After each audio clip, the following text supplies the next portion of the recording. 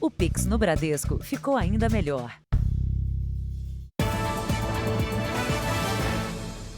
Olá, boa noite. Boa noite. A polícia de São Paulo investiga a ligação de traficantes mexicanos presos aqui no Brasil com um poderoso cartel de drogas internacional. Os criminosos usavam quartos de hotéis para despistar os investigadores e fabricar substâncias sintéticas produzidas em laboratório, que depois são vendidas em festas para clientes endinheirados. Dentro de um motel que servia como laboratório, a polícia encontrou um uniforme falso da Polícia Federal do México. Na identificação do colete estava o nome de um dos presos. Documentos e crachás também foram apreendidos. A polícia suspeita que os dois mexicanos preparavam a droga sintética, conhecida como MD, em quartos de hotel de várias cidades do Brasil para fornecer em baladas. A polícia colocou um drone para monitorar o motel onde estavam os dois homens, bem ao lado desta rodovia. Eles foram pegos de surpresa. Inicialmente disseram ser engenheiros de uma multinacional. Já a droga que estava com eles disseram ser uma pedra preciosa.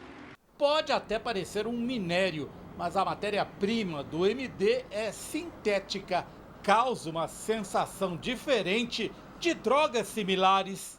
Ele é uma droga que muda o comportamento social da pessoa. Promove na pessoa uma sensação de bem-estar, de que todo mundo é legal. E o MD é só para quem tem muito dinheiro. Vale muito. Segundo nós apuramos, é cerca de R$500 1 grama. Basicamente, produzida em laboratório. E o efeito no cérebro, na mente do ser humano é devastador.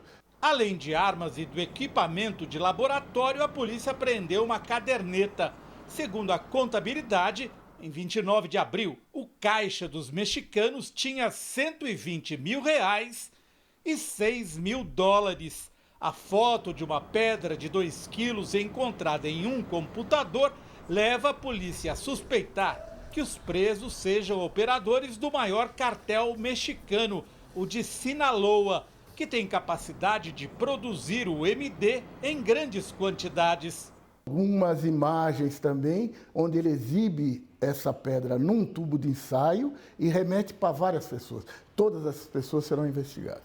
No interior de São Paulo, a apreensão foi de outra droga sintética, que também veio de fora e agora ganha o mercado brasileiro, a K4. Ela entrava na penitenciária de Iperó, escondida em roupas íntimas, absorventes e calçados. Ela tem a sua apresentação em selo, ou seja, em papel. Esse papel de gramatura elevada pode ser fracionado em até 1.200 micropontos. Cada microponto é um consumo. E cada microponto ele é vendido até R$30 na rua, ou seja, imagine um papel do tamanho A4 que pode alcançar valor final de até R$36 mil. Derivada da maconha e sintetizada em laboratório, a droga K4 pode causar overdose e dependência química, equivalente à do crack. Pegaram o THC, que é um canabinoide da maconha, e potencializaram ela no laboratório. E aí fizeram um negócio 100 vezes mais forte. E aí o cara criou uma droga absolutamente potente e que mata, inclusive, né? Veja agora outros destaques do dia. Tiroteio em comunidade interrompe evento de campanha de Tarcísio de Freitas, candidato ao governo de São Paulo. Espanha começa julgamento de Neymar por suposta fraude em transferência para o Barcelona. Na Argentina, o governo de esquerda não consegue conter a inflação. Prévia do Banco Central registra crescimento da economia brasileira em quase 3% em 2022. Ministro da Saúde alerta para que pais vacinem filhos contra a poliomielite. E há 13 dias para as eleições, veja como foi a segunda-feira dos candidatos à presidência.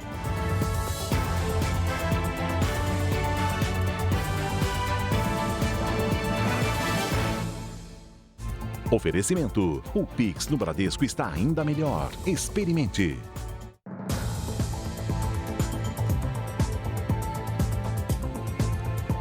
Uma cirurgiã dentista foi filmada por um frentista quando usava o banheiro de um posto de combustíveis no Rio de Janeiro. O vídeo foi encontrado logo depois no celular do funcionário que foi demitido. Foi por um buraco no teto que a cirurgia dentista Laíris Aguiar, de 25 anos, foi gravada enquanto usava o banheiro feminino do posto de gasolina na Lagoa, zona sul do Rio. Ela estava com o marido e amigos voltando da praia quando o grupo decidiu parar no posto para colocar água no carro. Enquanto isso, pediu para usar o banheiro do local, que fica em uma parte subterrânea. Cheguei no banheiro, olhei para cima, tinha um cara me filmando com um telefone preto. Eu gritei muito forte, sendo que eu achei que ninguém estava me ouvindo, porque o banheiro, como era subterrâneo, eu falei, ninguém está me escutando. Aí teve uma hora que eu parei de gritar. Laíris então contou ao marido o que havia acontecido. Ele localizou o responsável pela gravação e conseguiu impedir que o frentista apagasse o arquivo. Na presença da polícia, o aparelho foi desbloqueado e lá estava o vídeo de cerca de 10 segundos dela no banheiro. O funcionário foi levado para a delegacia. José Lucas Cândido vai responder por registro não autorizado de intimidade sexual. É preciso ter acesso aos registros armazenados na memória do celular desse investigado, a fim de verificar se se trata de uma conduta isolada ou se ele fez novas vítimas e por quanto tempo ele tem atuado. Segundo a empresa de distribuição de combustíveis, foram solicitados esclarecimentos e providências imediatas ao posto revendedor. De acordo com o responsável pelo posto, o frentista foi demitido por justa causa. Para as mulheres não se calarem, e se acontecer alguma coisa assim parecida, pode ser de foto, de moral, de sexual, qualquer coisa mesmo, denunciarem, porque nós temos voz e é isso. A Polícia Federal prendeu no Rio de Janeiro Daniel Aleixo Guimarães, conhecido como Danny Boy. Ele é acusado de integrar a organização criminosa chefiada por Glaidson Acácio dos Santos, chamado de faraó dos bitcoins, que está preso e foi indiciado por lavagem de dinheiro. Pelas investigações, Danny Boy começou como um dos consultores de Glaidson e depois passou a chefiar a segurança dele. 4 pessoas ficaram feridas hoje no acidente com um ônibus municipal em Salvador. O motorista perdeu o controle e o veículo tombou no canteiro central de uma avenida. As vítimas foram atendidas no hospital e já receberam alta.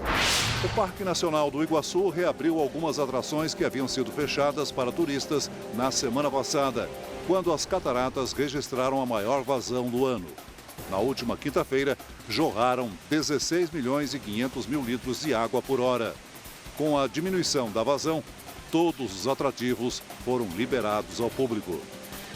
O jogador Neymar começou a ser julgado hoje na Justiça da Espanha. Ele é acusado de corrupção e fraude na transferência do Santos para o Barcelona em 2013.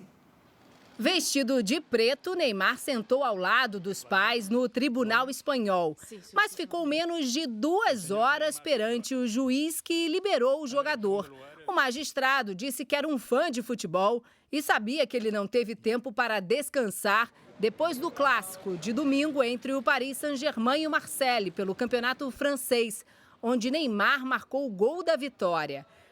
A ação é movida pela empresa brasileira que detinha 40% dos direitos do jogador na época da transferência do atacante do Brasil para a Espanha, em 2013. Segundo a ação, Neymar, Santos e Barcelona não divulgaram o real valor da transação, equivalente a 427 milhões de reais. A quantia divulgada foi de cerca de 88 milhões de reais, segundo o câmbio atual. Assim, a empresa teria recebido o valor abaixo do que era de direito. Além de Neymar e o pai dele, agente do jogador, representantes dos 2 clubes, incluindo ex-presidentes do Barcelona e do Santos, são réus no processo. O Ministério Público exige pagamento de multas bilionárias. Os réus negam as irregularidades.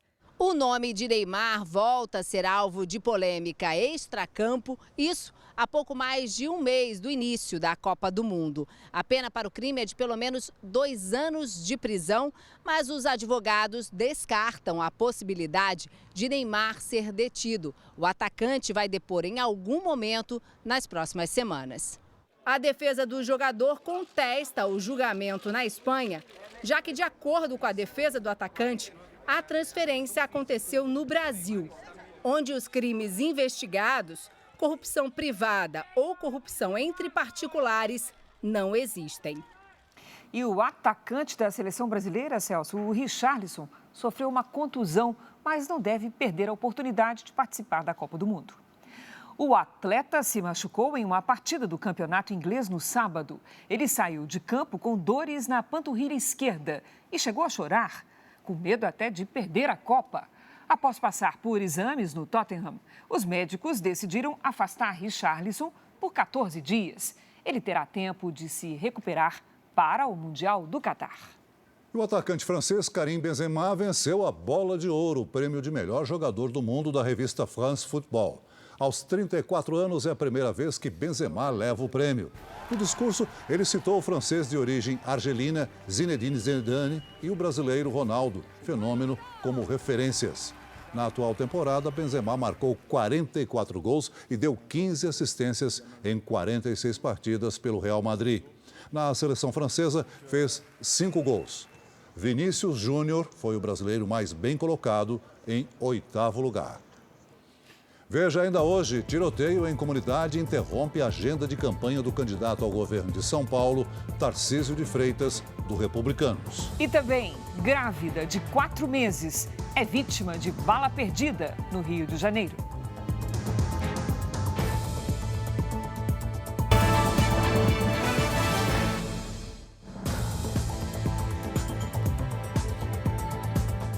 Na capital ucraniana, Kiev, ao menos 8 pessoas morreram após um segundo ataque russo em uma semana. Uma grávida está entre as vítimas. Um zumbido seguido por uma explosão. Esses foram os drones que obrigaram os moradores da capital da Ucrânia a procurar abrigo. Os equipamentos fabricados no Irã e usados pelos russos driblaram o sistema de defesa aérea e os tiros dos policiais, que desesperadamente tentavam impedir os ataques a prédios civis. Na cidade de Mykolaiv, o alvo foi um reservatório de óleo. Em Zaporídia, a maior usina nuclear da Europa, precisou ser desligada da rede elétrica após bombardeios. A companhia que controla o local acusa Moscou pelo ataque. Os reatores já foram religados. A jornalista que trabalhava em uma emissora estatal russa e se tornou famosa por protestar em um telejornal contra a invasão à Ucrânia, fugiu da Rússia. Segundo um advogado, ela conseguiu escapar da prisão domiciliar e está sob proteção de um país europeu. Para reduzir o endividamento dos brasileiros com cartão de crédito, o Banco Central está propondo mudanças na apresentação da fatura. A ideia é que as pessoas percebam como é que funcionam as taxas que aumentam as dívidas. Vamos falar sobre isso com a Patrícia Lages. Olá, Patrícia, será que dá certo? Vai melhorar? Tem que dar, né, Cris? Boa noite para você, para o Celso, boa noite para você de casa. Para o Banco Central, simplificar pode ajudar a entender o quanto sai caro não pagar toda a fatura.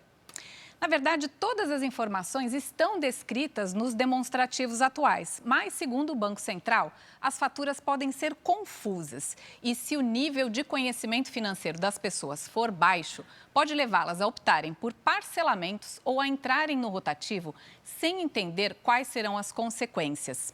Boa parte das faturas já destaca os principais dados, como a data de vencimento, pagamento total, o valor do pagamento mínimo e uma proposta de parcelamento. Mas, geralmente, as taxas cobradas são informadas bem mais abaixo, ou mesmo no verso da fatura, ali em letras miúdas que dificilmente são consultadas. As taxas médias do rotativo, que é quando se paga qualquer valor entre o mínimo e o total da fatura, olha só, ultrapassam os 300% de juros ao ano. Para a gente ter uma ideia, vamos ver o que acontece com uma fatura de R$500 no rotativo, pagando aí mensalmente um mínimo de 5%.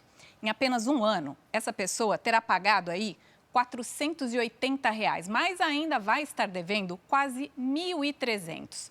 Isso se não houver nenhuma outra compra durante todo esse tempo e sem contar com o imposto, nesse caso aqui, o IOF.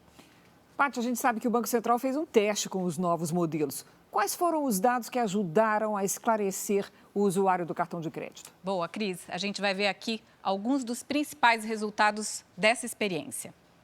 A linguagem simplificada e uma melhor organização dos dados reduziu o tempo que o usuário leva só para entender a fatura.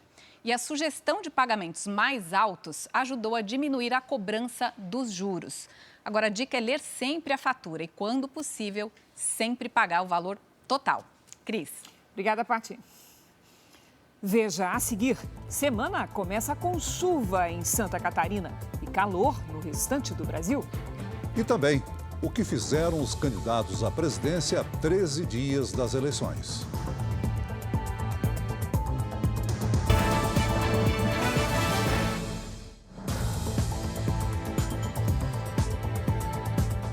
A polícia tenta identificar de onde partiu o tiro que atingiu uma adolescente de 17 anos, grávida de 4 meses, no Rio de Janeiro.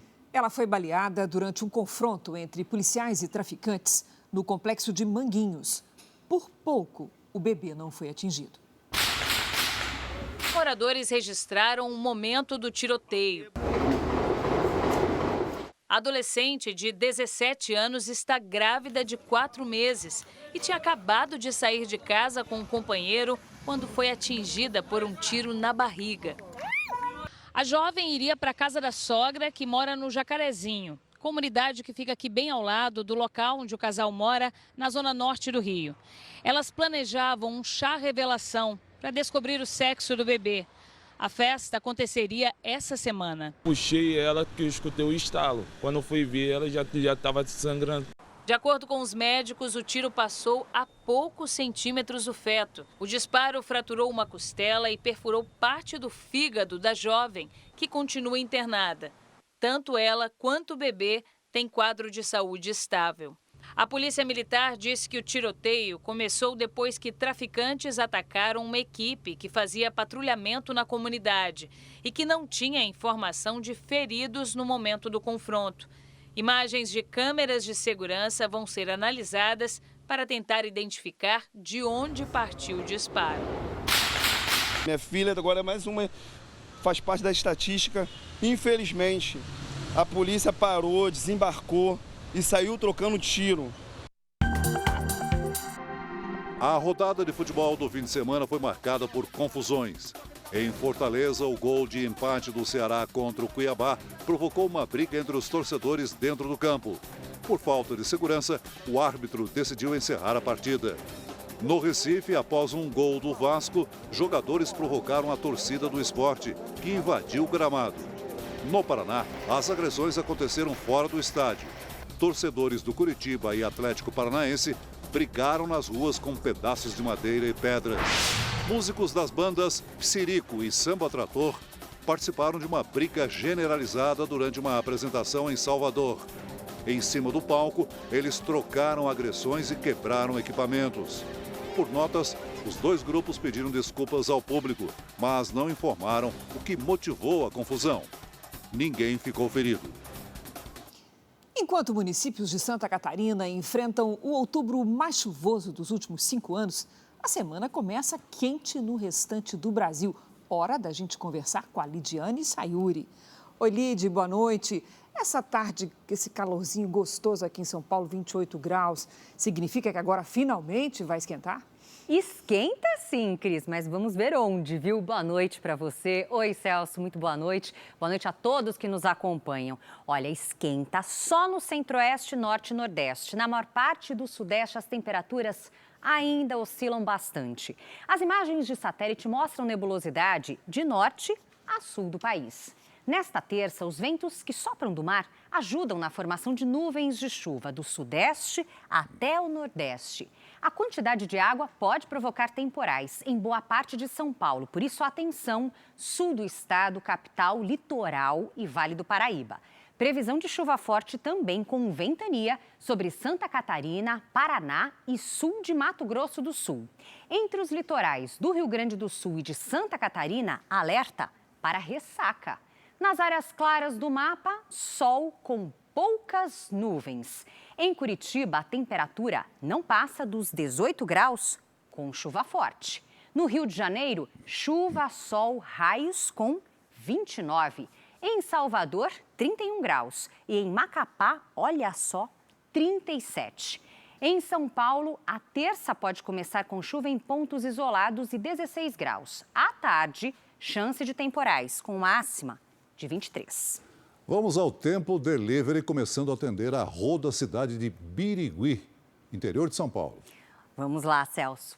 Rô, seguinte, nesta terça a temperatura chega aos 34 graus e a chuva pode vir forte com raios e ventania. Na quarta faz até 33 e na quinta, 34 de novo. O Carlos diz que o pai está na cidade de Ponte de Barca, lá em Portugal. Tá passando bem, hein, o pai do Carlos?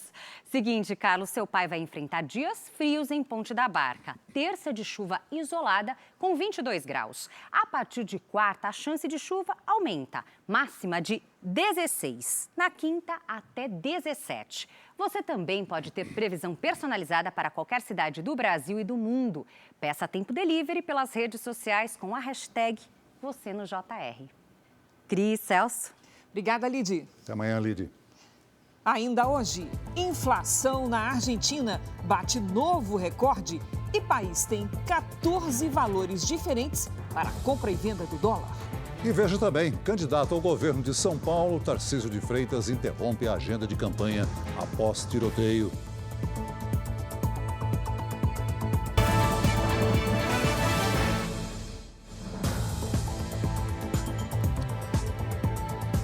O presidente chinês Xi Jinping deve assegurar o terceiro mandato no comando do país asiático. Se confirmado pelo Partido Comunista, ele será o primeiro escolhido a ficar 15 anos no cargo desde Mao Tse-tung, fundador do regime de esquerda.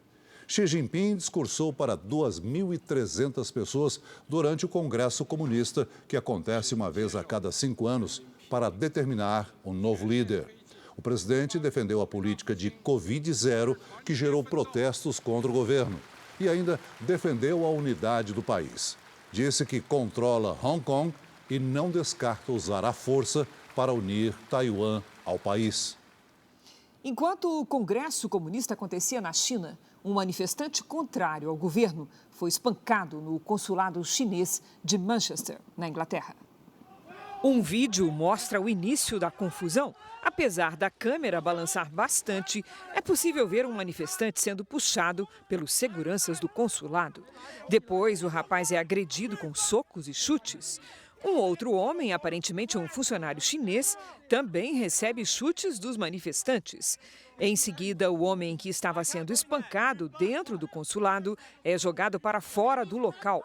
O secretário de Relações Exteriores do Reino Unido, James Cleverly, está sendo cobrado pelo parlamento a tomar alguma atitude sobre a violência em território britânico.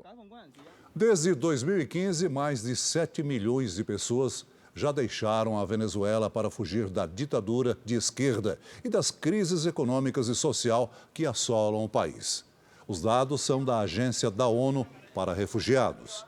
Nos últimos dias, uma multidão, a maioria vinda da Venezuela, marcha por várias regiões da América Latina em direção aos Estados Unidos para pedir asilo. Na travessia, famílias com crianças precisam cruzar rios e enfrentar condições precárias nos acampamentos. Para muitas pessoas, não há alternativa. A Venezuela não divulga dados oficiais, mas, segundo estimativas de entidades independentes, mais de 90% da população vive na pobreza. E o Colégio Nacional de Jornalistas da Venezuela denunciou o fechamento de 46 estações de rádio nos últimos 4 meses. O governo do ditador de esquerda Nicolás Maduro mandou fechar emissoras em 7 estados. Uma representante do Colégio de Jornalistas disse à agência internacional EFE que, além de tirar as rádios do ar, a Comissão Nacional de Telecomunicação também apreendeu equipamentos de transmissão. O governo ainda costuma negar licenças, mesmo para rádios que apresentam toda a documentação necessária. Também é comum a proibição de notícias que denunciam problemas que afetam a população. O Sindicato dos Jornalistas da Venezuela disse que informar não pode representar um crime e que a liberdade de expressão é um direito garantido pela Constituição. O Jornal da Record faz uma pausa para o horário eleitoral. Nós voltamos logo em seguida com mais JR e os compromissos de campanha dos candidatos à presidência a 13 dias do segundo turno.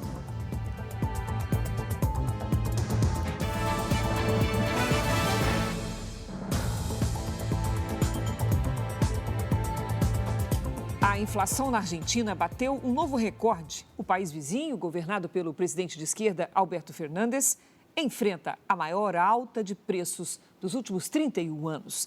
Em 12 meses, o índice chegou a 83%. E para tentar segurar a desvalorização da moeda, o governo chegou a uma solução criticada pelos especialistas e que causa diversos problemas à população.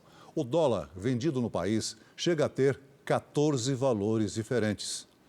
Situações de pobreza cada vez mais comuns nas ruas do país vizinho. E a economia tem tudo a ver com isso. A previsão é que a inflação feche o ano acima dos 3 dígitos. Isso significa que os preços vão mais do que dobrar em 12 meses.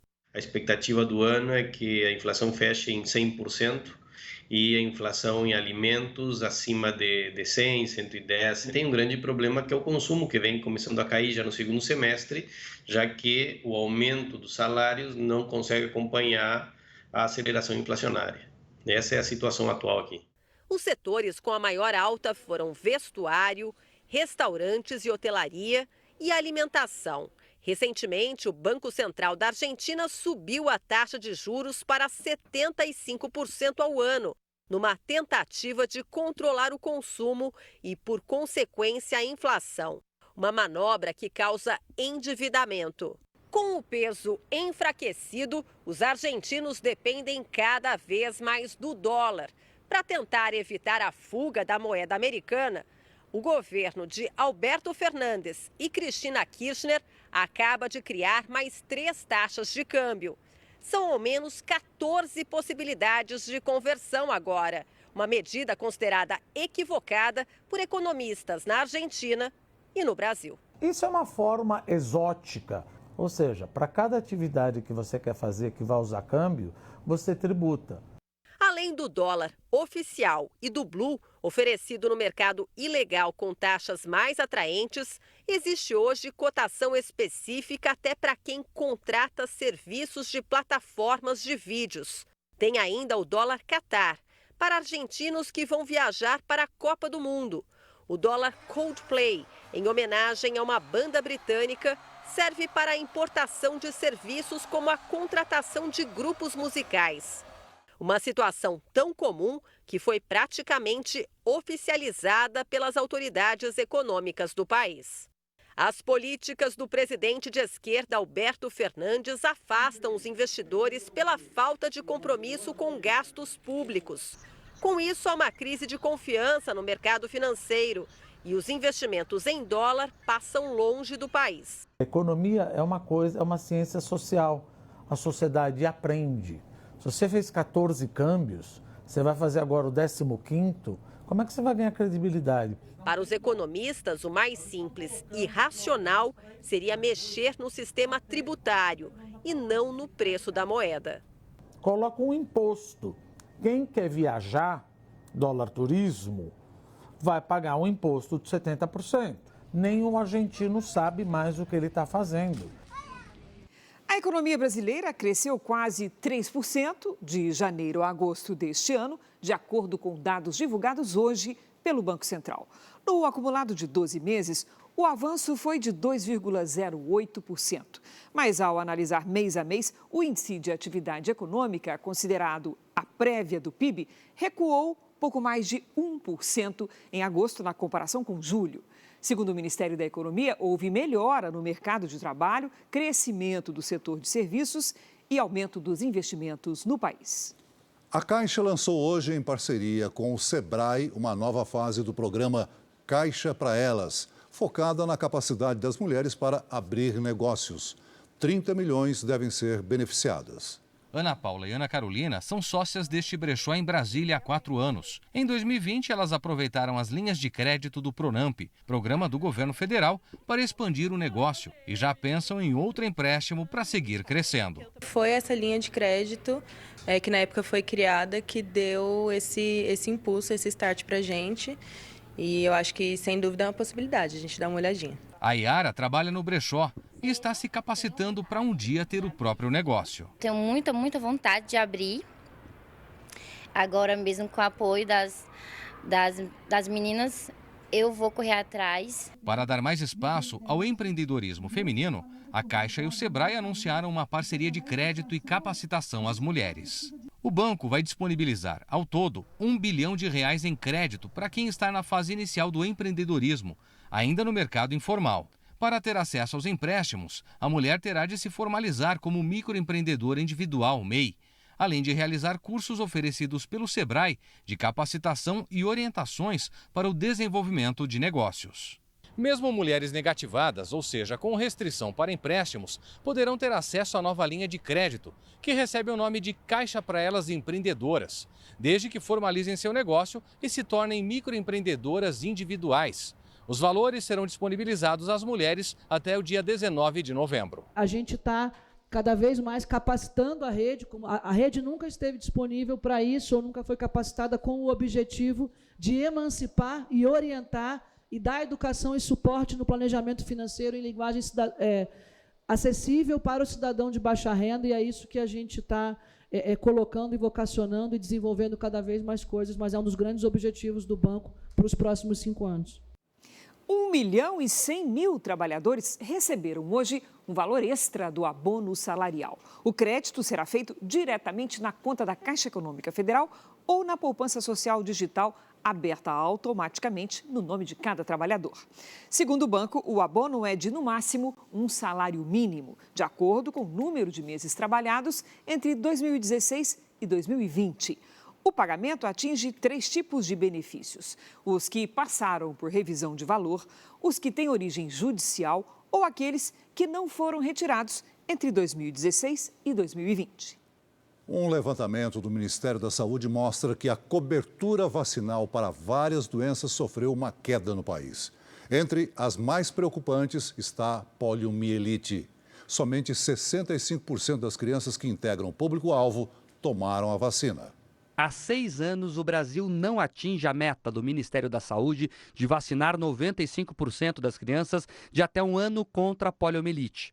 Em 2022, apenas 44% dos menores de 1 ano tomaram a vacina e somente 65% das que têm entre 1 e 4 anos, consideradas o público-alvo, foram imunizadas. A poliomielite é uma doença contagiosa que pode causar paralisias irreversíveis e fatais.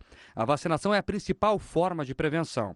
Desde 1989, o Brasil não detecta casos da doença. Hoje, o ministro Marcelo Queiroga falou sobre o assunto. Um dos pontos é as pessoas perderem o receio dessas doenças. Um casal jovem que tem um filho, ele não sabe o que é poliomielite.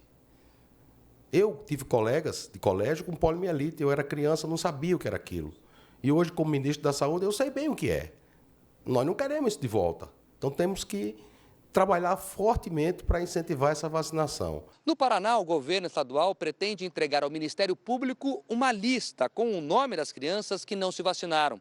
Os pais, então, serão procurados e podem até ser processados. Há um compromisso de, em determinado número de dias, vacinar os filhos e, independente disso, terão que aceitar uma proposta de multa a ser revertida para o Conselho Municipal de Saúde ou de prestação de serviços comunitários. A Renata trouxe a filha Manuela, de 2 anos, para receber o reforço da vacina contra a poliomielite assim que soube que ainda estava disponível nos postos de saúde. Quer que as crianças saudáveis, né? Quer eles felizes. O Aron, de 2 anos e 8 meses, recebeu o reforço na creche onde estuda. A gente sempre procura deixar a carteira de vacina deles em ordem, né? A gente sabe a importância disso, né? Para a própria saúde deles, né? Eleições 2022. O presidente Jair Bolsonaro, candidato do PL à reeleição, teve atividades de campanha em Brasília hoje. O presidente Jair Bolsonaro passou o dia no Palácio da Alvorada em compromissos de campanha. Pela manhã, deu entrevista a uma rádio e recebeu o apoio dos ex-senadores Arthur Virgílio, do PSDB, e José Agripino, do União Brasil. Meu voto é Bolsonaro, voto nele e voto com muita tranquilidade, sabendo que ele tem, no campo econômico, muito mais semelhanças comigo do que Lula tem. O presidente agradeceu ao apoio e lembrou da nova composição do Congresso Nacional como um ponto positivo para um possível segundo mandato. Tenho dito que o perfil da Câmara e do Senado foi mais para o centro-direita, ou centro, como queiram, e nós temos um caminho bastante grande e, por que não dizer, asfaltado, para que propostas que interessem ao Brasil como um todo sejam aprovadas com mais agilidade e realmente a consequência disso é dias melhores para todos nós. À tarde, com a presença do governador de Goiás, Ronaldo Caiado, Bolsonaro se reuniu com artistas sertanejos que o apoiam.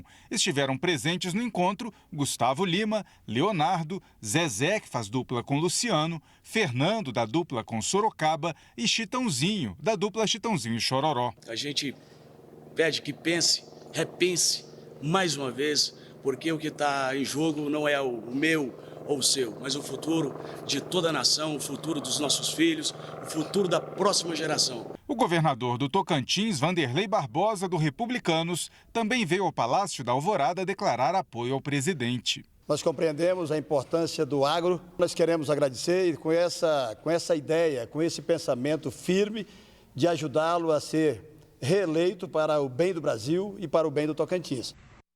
O candidato do PT, Luiz Inácio Lula da Silva, fez campanha hoje na cidade de São Paulo. Lula passou a manhã em São Mateus, bairro da Zona Leste de São Paulo. Em cima de um carro aberto, ele fez um percurso de cerca de 1 quilômetro, acompanhado pelo candidato a vice, Geraldo Alckmin. Lula também teve um encontro com religiosos que anunciaram apoio à sua candidatura. Eu anunciei esses dias que eu vou criar um Ministério dos Povos Originários, para que os indígenas possam ter o direito de se organizar e o direito de determinar um pouco as coisas que tem que fazer. Por que tem que ser um branco, o Lula ou o Gilmar? Por que não pode ser um indígena? Que já tem muitos indígenas bem formados, bem preparados, tem indígena médico. Por que a FUNAI tem que ser dirigida por um branco de olhos verdes e não por um indígena? Esta semana, além de São Paulo, Lula visita o Rio Grande do Sul, Rio de Janeiro, Minas Gerais e Amazonas. Hoje, alguns coordenadores e advogados da campanha se encontraram com o presidente do Tribunal Superior Eleitoral, Alexandre de Moraes. Eles foram pedir mais agilidade no julgamento de ações da candidatura petista.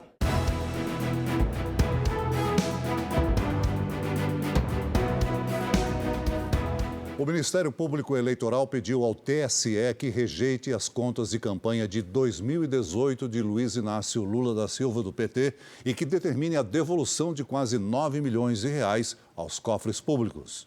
Segundo os promotores eleitorais, houve irregularidades na prestação de contas. Foram constatados, por exemplo, o recebimento de recursos de origem não identificada, doações irregulares, além da ausência de comprovantes de pagamentos e irregularidades em receitas. Lula tentou ser candidato ao Palácio do Planalto, mas foi impedido pela Justiça com base na lei da ficha limpa por causa das condenações na Lava Jato.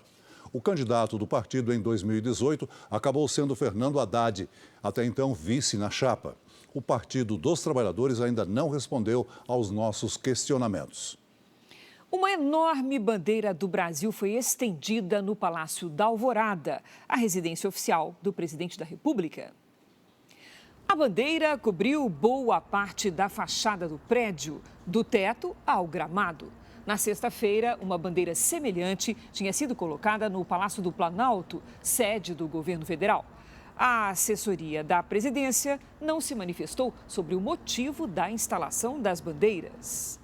Um tiroteio interrompeu hoje a agenda de campanha do candidato ao governo de São Paulo pelo Republicanos, Tarcísio de Freitas. Ele estava em uma comunidade da capital paulista. Uma pessoa, supostamente um criminoso, morreu. Tarcísio de Freitas ia inaugurar um polo universitário na comunidade de Paraisópolis, uma das maiores de São Paulo, quando começou o tiroteio. Um cinegrafista amador que participava da cobertura do evento de campanha gravou o momento em que os tiros são disparados. Os jornalistas e todos os que estavam no salão se agacham e tentam se proteger. Tarcísio, que estava com seguranças e escolta da Polícia Militar, foi retirado do local rapidamente. O prédio não foi atingido pelos tiros, segundo o fundador do polo universitário. Ali dentro, ninguém ficou ferido. Mas um suspeito foi morto no tiroteio. Era Felipe Silva de Lima, de 27 anos, que, segundo a polícia, tinha passagem por roubo. Foi uma ação de intimidação. Foi um recado: esse território aqui é nosso. Você não entra aqui sem a nossa permissão. Isso é muito comum. Então, existe uma questão territorial. E o crime está dizendo, tem um lado e não é o seu. Segundo o secretário de Segurança Pública de São Paulo, não se pode descartar que Tarcísio de Freitas tenha sido alvo de um atentado. Nenhuma hipótese é afastada. O tiroteio ocorre mais ou menos ali entre 50 e 100 metros de onde estava a equipe do candidato. Logicamente que isso assusta todo mundo, e as providências a serem tomadas foram as corretas, ou seja, a interrupção do evento e a retirada da equipe para preservar a segurança de todos. Segundo o secretário, câmeras de segurança das redondezas e também as câmeras dos coletes dos policiais militares serão usadas nas investigações. O adversário de Tarcísio, Fernando Haddad, contou que soube do tiroteio em Paraisópolis pela imprensa. Eu repudio toda e qualquer forma de violência. O presidente Jair Bolsonaro afirmou em Brasília que ainda é cedo para dizer se houve ou não um ataque à equipe de Tarcísio. Tudo é preliminar ainda, então eu não quero me antecipar. Se for uma ação contra a equipe dele, se for uma ação isolada, se algum conflito já estava havendo ou por haver na região. Então seria prematuro eu falar sobre isso. Os dois candidatos ao governo de São Paulo cumpriram a agenda na capital paulista nesta segunda-feira. O candidato do Republicanos, Tarcísio de Freitas, participou à tarde de um encontro com lideranças políticas do Estado. Ele recebeu o apoio de mais um partido, o Cidadania. Segundo a coordenação da campanha, um apoio decisivo nesta reta final de segundo turno. Depois do encontro, Tarcísio de Freitas deu uma entrevista coletiva. Ele agradeceu o empenho e a ajuda dos políticos que aderiram à sua campanha. Um time aí cada vez ficando mais completo, ficando mais robusto, sendo acrescido em termos de valor, de experiência, de competência, e a gente fica muito feliz que essa é a perspectiva de uma campanha que deve ser vitoriosa e também de um governo que vai ter todas as ferramentas, inclusive no que diz respeito à maioria na Assembleia Legislativa. O candidato Fernando Haddad, do PT, participou de uma caminhada com apoiadores em São Mateus, um dos bairros mais populosos da zona leste da capital. O petista falou o que pretende fazer para atrair emprego para a região, caso seja eleito. Primeiro, a extensão do monotrilho. Foi prometido chegar em Cidade Tiradentes há muito tempo e ainda está um pouquinho longe de Cidade Tiradentes. Mas a outra proposta que eu acho importante é a gente trazer para a região da Jacupêssego os centros administrativos de empresas estatais e repartições públicas. Na Bahia, ACM Neto do União Brasil e Jerônimo Rodrigues do PT disputam o governo do estado. Vamos ver como foi o dia de campanha. Jerônimo Rodrigues, do PT, gravou vídeos para o programa eleitoral e depois participou de uma reunião com prefeitos e parlamentares na capital baiana. Ele disse que, se for eleito, vai investir na infraestrutura das escolas. A CM Neto, do União Brasil, fez uma caminhada com apoiadores pela cidade de Guanambi, no interior. Ele conversou com comerciantes e defendeu medidas para impulsionar a economia. Vamos agora ao dia dos candidatos ao governo do Rio Grande do Sul. Pela manhã, Eduardo Leite, do PSDB, participou de reunião com representantes do setor varejista. À tarde, o tucano gravou para o programa eleitoral. Para o segundo turno, Leite busca não só manter os votos que obteve na primeira etapa das eleições, mas também conquistar aqueles que ainda não se decidiram. Não existe voto guardado na gaveta, voto guardado num cofre, seja onde for. A gente teve aqueles votos naquele domingo. Então não são só os votos dos candidatos que não foram para o segundo turno que a gente busca. A gente busca os votos que já foram para nós, os que foram para o adversário também, agora que a gente tem a oportunidade de mostrar ainda mais claramente quem é quem. Onyx Lorenzoni, do PL, participou de uma sabatina em uma emissora de televisão. O ex-ministro fez questão de pontuar que é o candidato da mudança no estado. Ele chegou à entrevista acompanhado por apoiadores e foi questionado sobre propostas e estratégias para vencer a corrida no segundo turno. Vamos manter a mesma tranquilidade, a mesma humildade, o mesmo trabalho, percorrendo o Rio Grande, mostrando que há um novo caminho. O Rio Grande cansou, de uma série de ações e escolhas que, no nosso entendimento, na maior parte do povo gaúcho, não foram bem escolhidas, não foram bem tomadas ao longo do atual período de gestão. A ditadura de esquerda cubana demitiu hoje o ministro de Energia do país. A decisão veio em resposta aos apagões que têm deixado até 40% do país sem energia elétrica. A situação se agravou com a passagem do furacão Ian no final de setembro. Mas a ilha de 11 milhões de habitantes vive desde maio uma crise energética com cortes programados em horários de pico e falhas nas termoelétricas. As usinas movidas a combustível são antigas e têm muitos problemas de manutenção. A população fez uma série de protestos. Em algumas regiões, os moradores ficaram até 5 dias no escuro. Aqui no Brasil, casos de roubos e furtos de equipamentos escolares preocupam alunos e professores em várias regiões do país. Os criminosos invadem as instituições e levam computadores, televisões e até cabos de energia. De letra em letra, os alunos da educação infantil avançam na alfabetização. O trabalho da professora tem o apoio de vídeos exibidos na sala. Crianças, conseguem ver o ar? As TVs que facilitam o aprendizado atraíram criminosos para dentro da escola. A câmera de uma creche ao lado gravou a ação. De madrugada, um homem sobe no portão e pula. Depois, outro assaltante também invade o local. Os criminosos conseguiram subir no telhado e esse foi o caminho por onde passaram do prédio ao lado aqui para a escola. Eles chegaram nessa janela onde arrebentaram uma das barras da grade de proteção. Os ladrões usaram o vão para entrar nessa sala de aula e em outras 4, de onde retiraram as TVs. Já era dia quando um caminhão deixou o local com as TVs. Numa ronda pelo bairro, a Guarda Municipal encontrou os aparelhos. Eles estavam num bairro ao lado, eles foram furtados e eles foram vendidos.